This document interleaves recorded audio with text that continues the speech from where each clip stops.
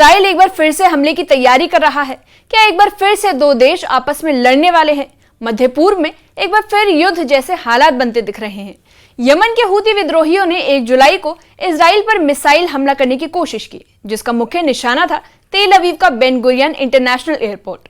Israel की air defence, खासकर arrow और आयरन डोम सिस्टम ने समय रहते मिसाइलों को इंटरसेप्ट कर लिया, जिससे कोई बड़ा नुकसान नहीं हुआ। लेकिन इस हमले ने इजराइल को उकसा दिया है। लेकिन इसी बीच रक्षा मंत्री योव गैलेंट ने साफ कर दिया है कि जवाबी कार्रवाई जरूर होगी।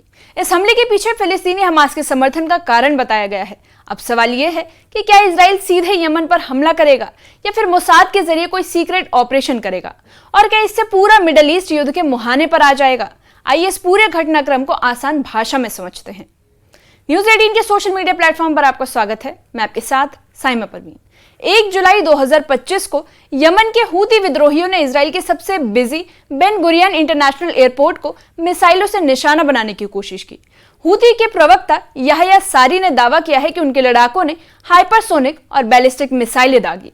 उन्होंने कहा कि यह हमला गाजा में फिलिस्तीनी लोगों पर इजराइल की सैन्य कार्रवाई के विरोध में किया गया।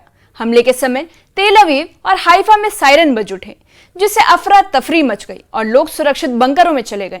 हूती समूह का दावा है कि इस हमले ने एयरपोर्ट की गतिविधियों को बाधित किया और लाखों लोग घंटों तक दहशत में रहे। हालांकि इजरायली सेना ने कहा है कि उनकी एयर डिफेंस प्रणाली ने मिसाइलों को रास्तों में ही तबाह कर दिया। हालांकि इस हमले में किसी तरह की जनहानि का कोई भी नुकसान नहीं हुआ। अब आपको बता दें कि इजराइल के पास दुनिया की सबसे बड़ी एडवांस डिफेंस टेक्नोलॉजी है। 1 जुलाई को हुए हूती मिसाइल हमले को इजरायली सेना ने अपने एरो और आयरन डोम सिस्टम से सफलतापूर्वक रोक दिया था। मिसाइलें जैसे ही इजरायली सीमा में दाखिल हुई, उन्हें हवा में ही इंटरसेप्ट करके नष्ट कर दिया गया, यानी पूरी तरह तबाह कर दिया गया। इस हमले में कोई जनहानि नहीं हुई, लेकिन खतरे की गंभीरता को देखते हुए तेल अवीव, यरूशलेम और हाइफा जैसे बड़े शहरों में सायरन बजने लगे और लोगों को अलर्ट कर दिया गया। इजराइल का कहना है कि वो सिर्फ एयर डिफेंस तक नहीं रुकेगा, बल्कि जवाबी कार्रवाई की रणनीति भी तैयार कर चुका है। यह हमला इस बात का सबूत है कि अब यमन जैसे देश से भी इजराइल तक मिसाइल पहुंच सकती है, और इससे पूरे मध्य पूर्व की सुरक्षा संतुलन पर भी असर पड़ सकता है। हूती विद्रोही यमन का ईरान समर्थित शिया संगठन है, यानी ईरान हूती को सपोर्ट करता है, जो साल 2014 से देश की सत्ता और सऊदी समर्थित यमन सरकार के खिलाफ लड़ रहा है। लेकिन पिछले कुछ सालों में इस समूह ने अपनी रणनीति को बदलते हुए इजराइल को भी निशाना बनाना शुरू कर दिया है। गाजा में फिलिस्तीनियों के खिलाफ इजराइल की सैन्य कार्रवाई के विरोध में हूती विद्रोही अब खुद को फिलिस्तीनी समर्थक बताकर मिसाइल हमलों की नई सीरीज शुरू कर चुके हैं। वे कई बार लाल सागर में इजरायली जहाजों पर भी हमला कर चुके हैं और अब सीधे इजरायली शहरों पर निशाना साध रहे हैं। हूती समूह का मकसद केवल यमन तक सीमित नहीं, बल्कि अब वो पूरे मिडल ईस्ट में अपनी मौजूदगी और ताकत दिखाना चाहते हैं। इजराइल पर यह हमला इसी विस्तारवादी रणनीति का एक हिस्सा है। हूती विद्रोहियों के पीछे ईरान की सीधी भूमिका बताई जाती है।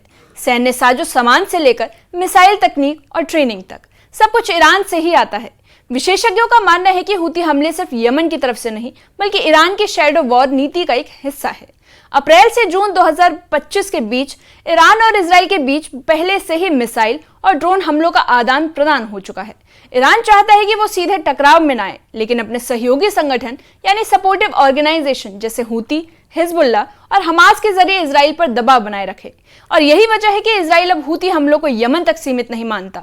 वो इसे ईरान की साजिश और रणनीतिक विस्तार का हिस्सा मानकर जवाबी रणनीति बना रहा है। अब आपको मोसाद के बारे में बताते हैं।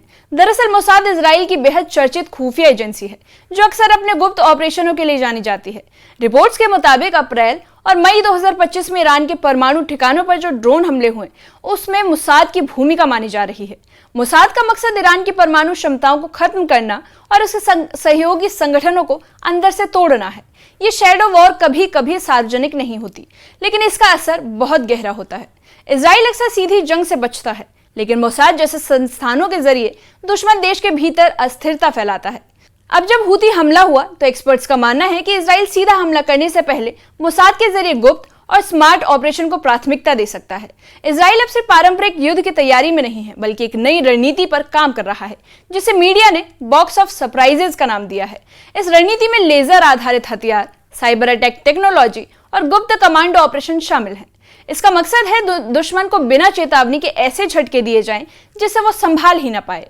अब इजराइल मिसाइल से लेकर साइबर स्पेस तक मजबूत हो चुका है। डेविड स्लिंग सिस्टम, आयरन डोम, एरो डिफेंस और एआई बेस्ड सर्विलांस सिस्टम इस बॉक्स का एक हिस्सा है। वहीं मध्य पूर्व में जैसे ही तनाव बढ़ता है, अमेरिका तुरंत एक्टिव हो जाता है।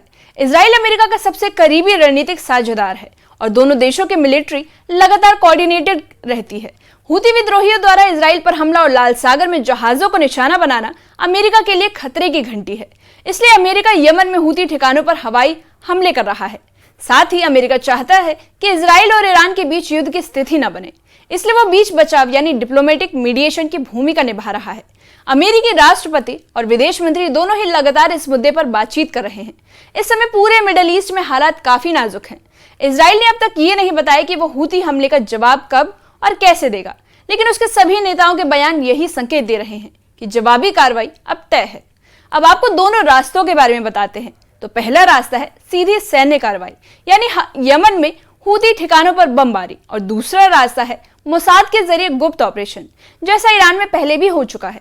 दोनों ही रास्तों में यह खतरा है, इससे हालात और भी ज्यादा बिगड़ सकते हैं। और अगर गलती से भी मिसाइल ज्यादा चली या कोई हमला नागरिकों पर हुआ तो पूरे क्षेत्र में जंग छिड़ सकती है। इससे सिर्फ इजराइल या यमन नहीं, बल्कि लेबनान, ईरान, सऊदी अरब और अमेरिका जैसे देश भी खिंच सकते हैं। यानी एक चिंगारी है जो मिडिल ईस्ट को फिर से आग में झोंक सकती है। इजरायली रक्षा मंत्री योव गैलेंट और विदेश मंत्री इजराइल काट्ज ने हूती हमले के तुरंत बाद सख्त बयान दिए। उन्होंने साफ कहा कि इजराइल अब सिर्फ बातों से सीमित नहीं रहेगा, जब जवाबी कार्रवाई तय है। उन्होंने ये भी संकेत दिया कि जवाब कैसे और कब दिया जाएगा इसकी जानकारी सार्वजनिक नहीं होगी, लेकिन जब होगा तो वो तेज और अचंभित कर देने वाला होगा। इसके साथ ही उन्होंने बॉक्स ऑफ सरप्राइजेज रणनीति का भी जिक्र किया, जिसमें साइबर अटैक, गुप्त ऑपरेशन और लेजर हथियारों का इस्तेमाल हो सकता है। इसका मतलब यह है कि इजराइल जब पारंपरिक युद्ध की जगह नई तकनीकों से हमला करेगा। ये चेतावनी सिर्फ हूती विद्रोहियों के लिए नहीं, बल्कि उनके समर्थन में खड़े ईरान जैसे देशों के लिए भी है। इजराइल का रुख अब पूरी तरह आक्रामक हो चुका है। इस मामले पर आपकी क्या राय है, कमेंट सेक्शन में कमेंट करके बताइए।